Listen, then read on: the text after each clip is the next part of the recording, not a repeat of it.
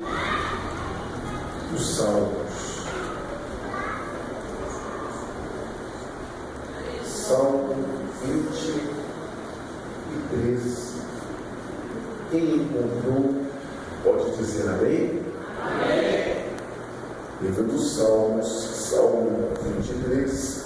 Se você puder manter a sua Bíblia aberta, mantenha a sua Bíblia aberta, para que possamos estar lendo os versículos e refletindo acerca deles. Salmo 23 diz assim: o Senhor é o meu pastor, nada lhe faltará. Deitar-me faz em verdes pastos, guia-me mansamente a águas tranquilas. Refrigera a minha alma, guia-me pelas veredas da justiça, por amor do seu nome. Ainda que eu andasse pelo vale da sombra da morte, não temeria mal algum, porque tu estás comigo, a tua vara e o teu cajado me consolam. Amém? Até aqui. Certamente o livro dos Salmos talvez se constitua, o Salmo 23, em um dos textos mais conhecidos da Bíblia Sagrada. Em algum momento da nossa vida, já nos deparamos com a palavra: o Senhor é o meu pastor e nada me faltará. O que às vezes não nos atemos é que isto é uma poesia. Sim, o livro de Salmos é um conjunto de poesias, dentro de uma estrutura oriental em que não há rima e ritmo. A nossa forma ocidental de entender poesia tem sempre rima e ritmo. A forma oriental de compor poesia não tem rima e não tem ritmo. Por isso nós somos às vezes tentados a pensar que o livro de Salmos não seja uma poesia. Ele tem uma estrutura chamada de paralelismo, que nós não iremos perder tempo nesta noite explicando sobre isso, mas ele guarda as características essenciais de uma poesia do Extremo Oriente. Quando falamos de poesia, nós estamos falando de palavras que descrevem as nossas emoções. Isso é poesia. Poesia é descrever os sentimentos, é descrever as nossas emoções. É exatamente isso que o salmista está fazendo.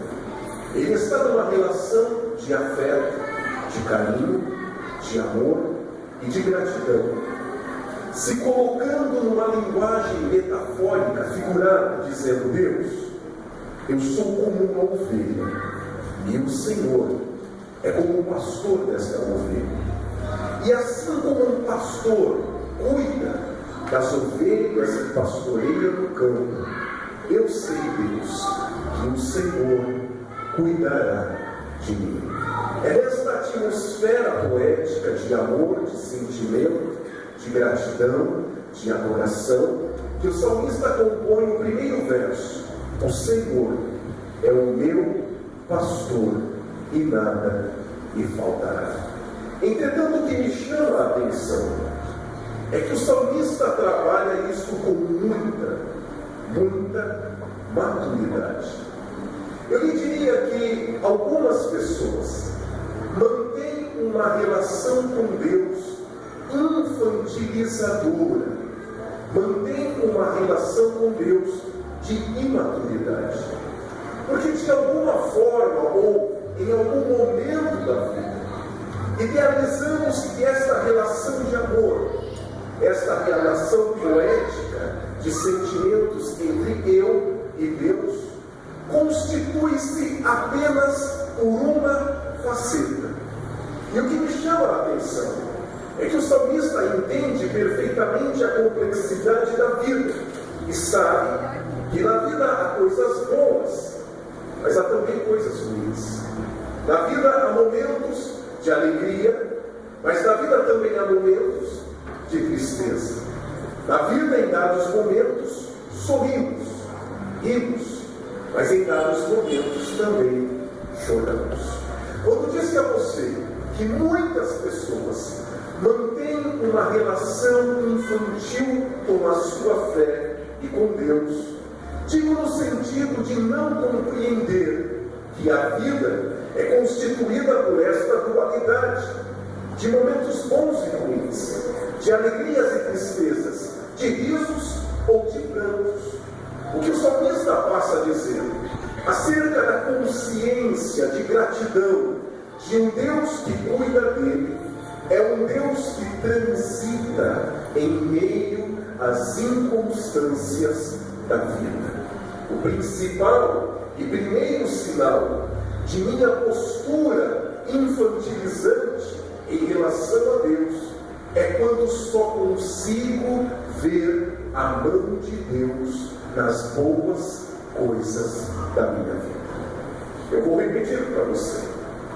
Conseguir ver Deus, sentir Deus, conseguir relacionar-se com Deus apenas nos bons momentos da vida é, no mínimo, um relacionamento imaturo. É, no mínimo, um relacionamento infantil. É assim, dentro dessa linguagem infantil, que em dado momento da vida nos relacionávamos. Nós éramos amigos do papai, ou nós éramos amigos da mamãe, quando a mamãe e o papai faziam aquilo que nós queríamos.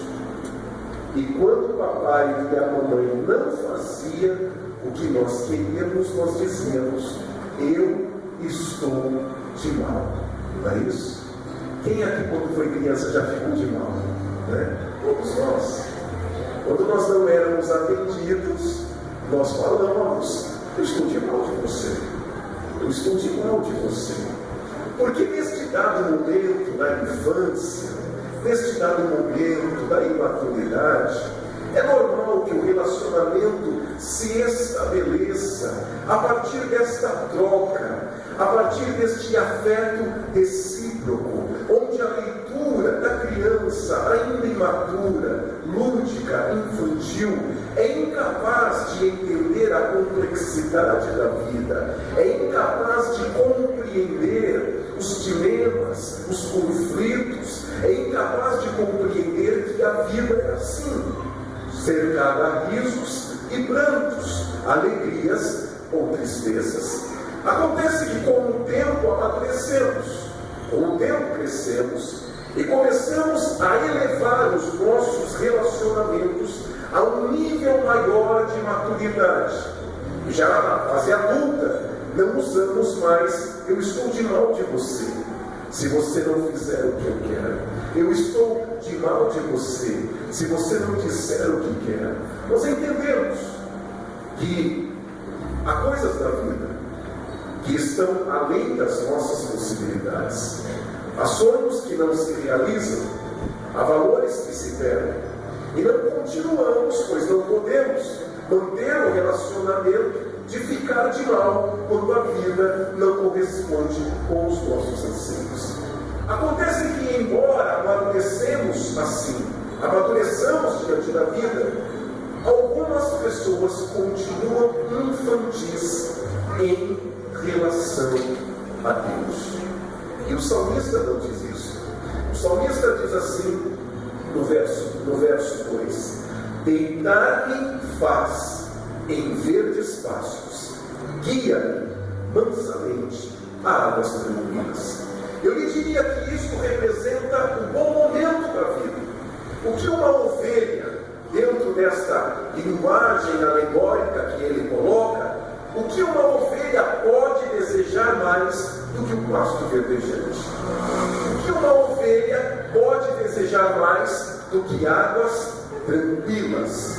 Águas tranquilas significa dizer que qualquer rebanho ou qualquer manada se fragiliza quando para beber água. Quando você assiste um programa em que estão animais ali, você verá que isso é instintivo.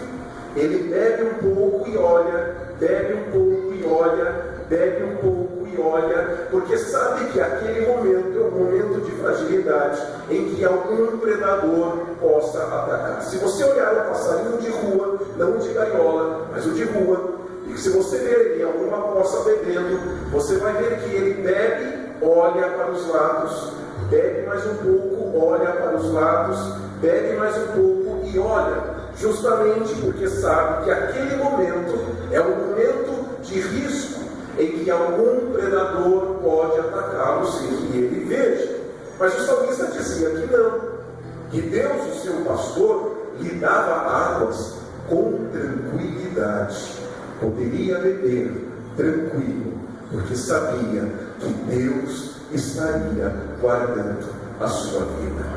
Eu lhe digo então que ver Deus, sentir Deus, respirar Deus no pasto verdejante e na água tranquila é relativamente fácil, pois a vida está fluindo e acontecendo da maneira que eu espero. Os meus sonhos estão sendo realizados, as portas estão sendo abertas, o vento está soprando favoravelmente sobre a minha vida.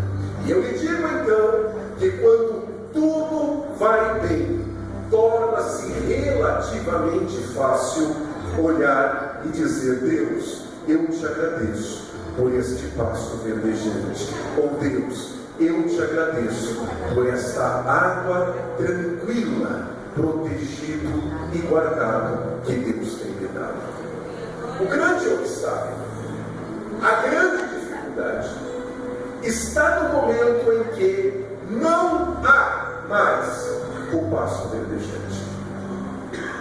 A complexidade do relacionamento espiritual, do desenvolvimento da nossa espiritualidade em relação a Deus, está em continuar sentindo Deus, ouvindo, respirando Deus, quando a água já não é mais tranquila.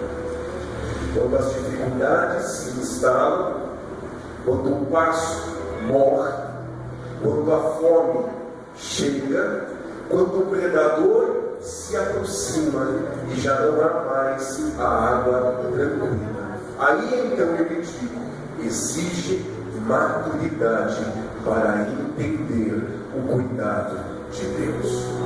O que o salmista quer, este poema, esta poesia, nestas palavras de sentimento, é buscar um outro extremo. Ora, se ele havia dito da água tranquila, se ele havia dito do pasto verdejante, agora ele vai ao outro extremo. Ele vai dizer: ainda que eu ande pelo vale da sombra da morte, não temerei mal algum. Amém? O original em hebraico, sombra da morte, é salmavet,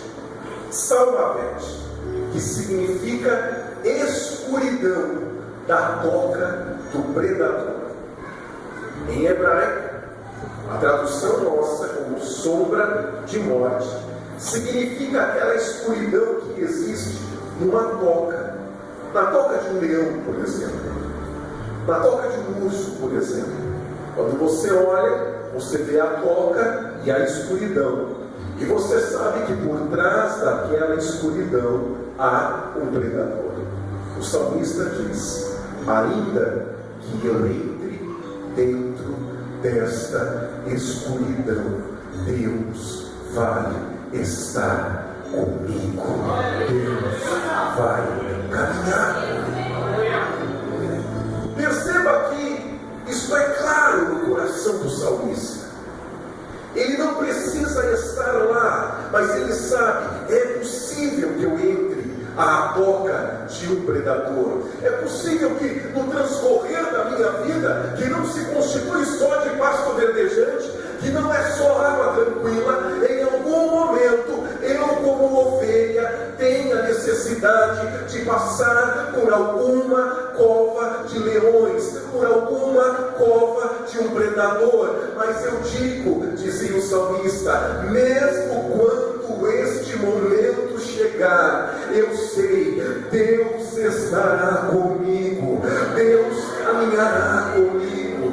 E isso me faz perguntar: até que ponto eu e você estamos vendo Deus hoje em nossa vida? Amém? Eu vou repetir.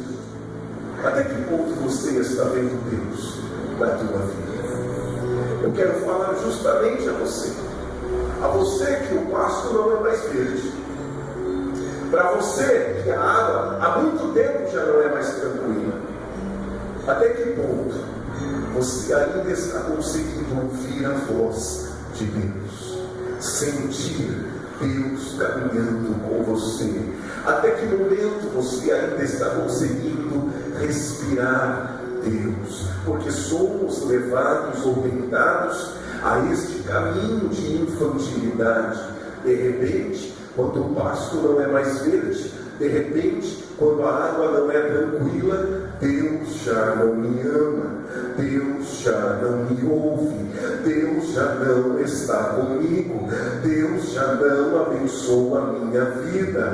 Já é alguma condição de pecado, existe alguma maldição, é algum trabalho de bruxaria. Por que não? Na minha cabeça, Deus é só Deus de pasto verdejante, na minha cabeça, Deus é só Deus de água tranquila. Mas Deus te trouxe aqui hoje para me dizer: filho, filha, eu sou Deus também de vale, de sombra e de morte. Eu também sou Deus dentro da cova de leões, dentro de uma cova de predador. Deus continua sendo Deus.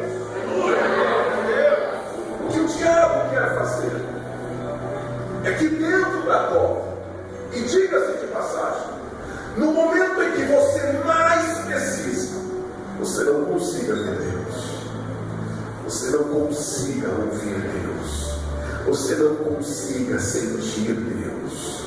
O momento, querido, que mais precisamos ouvir, sentir, respirar, é quando a cova do predador se coloca em nosso caminho. Por isso Deus está trazendo esta palavra a você. O problema não é a cova, o problema não são os leões, o problema não é a escuridão, o problema é não conseguir ver Deus lá, é não conseguir senti-lo lá, é não conseguir respirá-lo lá. Esse é o grande problema, esse é o real risco da sua perda.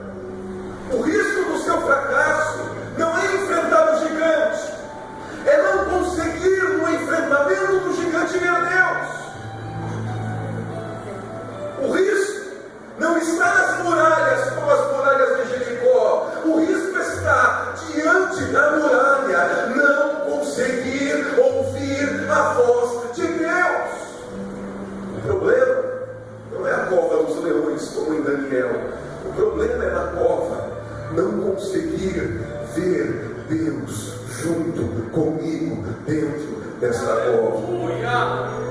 Talvez você esteja desfocado na sua sensibilidade, porque você está tão preso ao leão, à cova, ao predador. Você está tão preocupado com o predador, com a cova, com o leão, que você se esquece que se Deus estiver com você, Ele vai cuidar como o pastor que cuida da ovelha, que protege, que acolhe. Olha o que ele está dizendo no verso 4: a tua vara, o teu cajado me consola, me conforta. Sabe o que isso significa? Cajado do pastor é usado como instrumento de luta contra o predador. O lobo é afastado através da força do cajado. O predador é afugentado pelo pastor que luta com o seu cajado. Então o salmista está dizendo: sabe por que, Deus? Que eu não vou temer o vale de sombra e de morte, porque eu sei que o Senhor, meu pastor, vai afugentar o predador quando ele vier. Talvez você possa perguntar, pastor, mas até que ponto Deus vai cuidar de mim? Ou até que ponto Deus estaria disposto, de fato, a cuidar de mim numa situação dessa, diante de um conflito como este, diante de uma situação problemática como essa?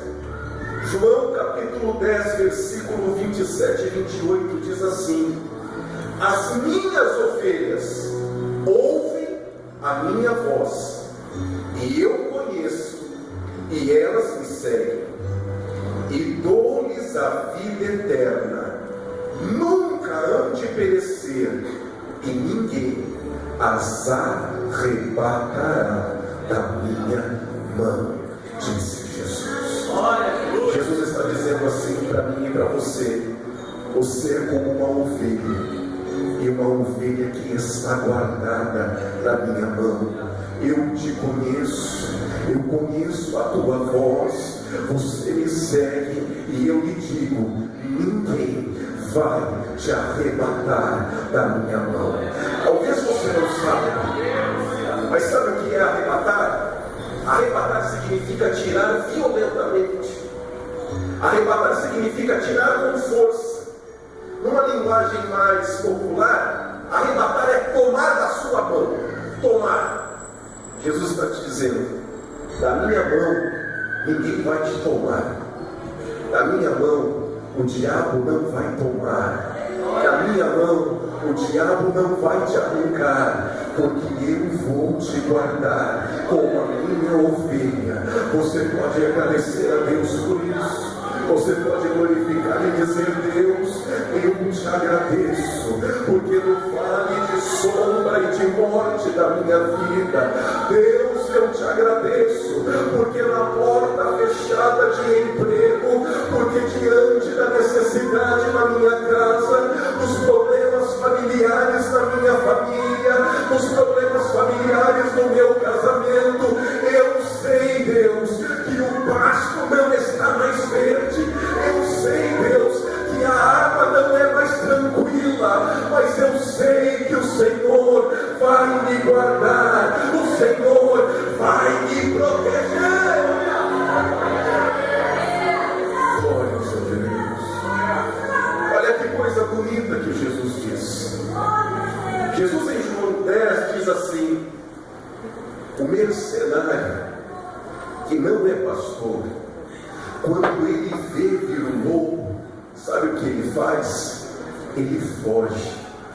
E ele foge porque ele não é pastor.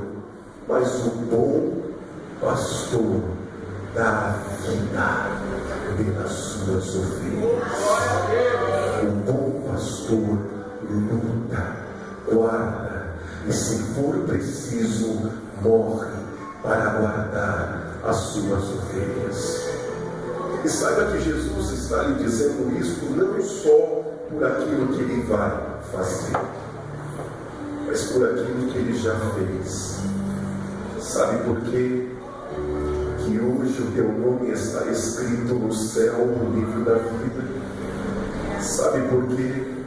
Que hoje sobre você está o Espírito Santo, porque um bom pastor deu a vida pelas suas ovelhas. O bom pastor deu a vida pelas suas ovelhas. Sabe por que oramos hoje? Deus ouve a nossa oração. Sabe por que Deus está presente nesta noite, neste culto? Porque um bom pastor deu a vida pelas suas ovelhas. Entenda, querido, amadureça, cresça, se desenvolva, não faça parte deste contingente infantil, deste contingente imaturo, incapaz de ver Deus na necessidade, incapaz incapaz de sentir a Deus diante da tempestade, mas Deus te convida nesta noite a ver que na tua tempestade,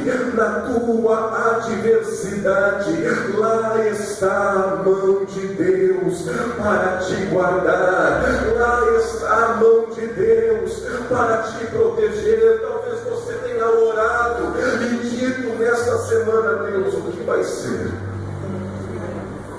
Deus, onde tudo vai dar? Onde tudo isso vai dar? Deus, onde isso acaba?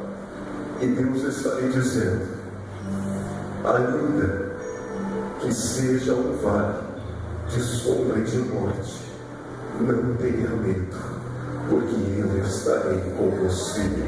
Eu vou te proteger com meu cajado, eu vou te guardar do predador, eu vou abençoar a tua vida.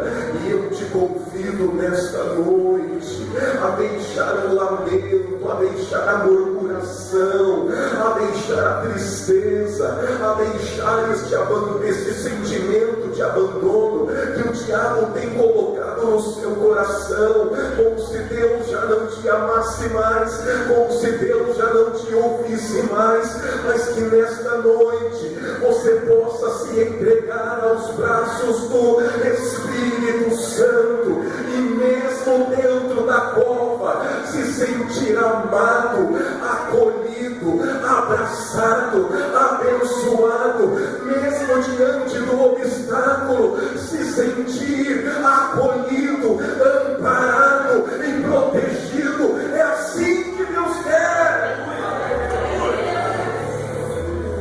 Daniel não fez nada para ir parar dentro de uma cova de leões. Coisas ruins acontecem a boas pessoas. Daniel não fez nada para merecer a cova, mas a cova veio.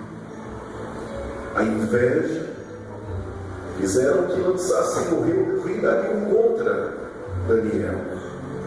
O rei Dario mesmo penoso no seu coração havia publicado uma lei dizendo: aquele que adorar a outro Deus será lançado em uma cova.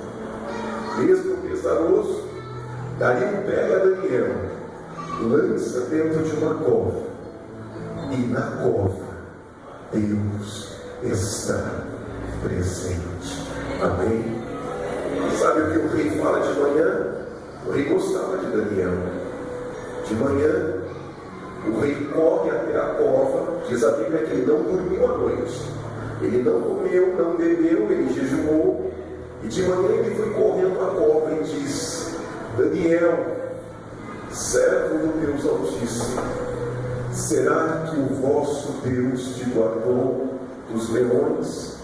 E lá dentro da cova uma voz gritou dizendo: Rei, o Deus a quem eu sirvo me livrou da boca dos leões. Porque Deus querido, porque Deus amado, Deus é aquele que entra dentro da cova. Se nesta noite a inveja, a maldade, a perversidade do homem mau te lançou dentro da cova, o Senhor de Daniel vai fechar a boca do leão. Deus vai te guardar, e lá dentro da cova Ele estará contigo, Ele estará contigo. Não tenha medo, meu querido, não retroceda, não volte atrás, não desista, não se desanime, não se entregue. Mas hoje Deus te encontra na iminência de uma cova, ou talvez Deus te encontre dentro da escuridão da cova para lhe dizer: eu sou Deus de vale, de sombra e de morte, o meu cajado vai te guardar, vai te proteger. Adore o nome do Senhor, meu querido, adore o nome do Senhor. Você que tem chorado, você que tem se preocupado tanto, adore o nome do Senhor e diga: diga: Deus, eu creio, eu acredito no teu cuidado, eu acredito no teu amor. Nesta noite, Daniéis de Deus estão dentro da cova da vida, orando e agradecendo ao Senhor. Oh,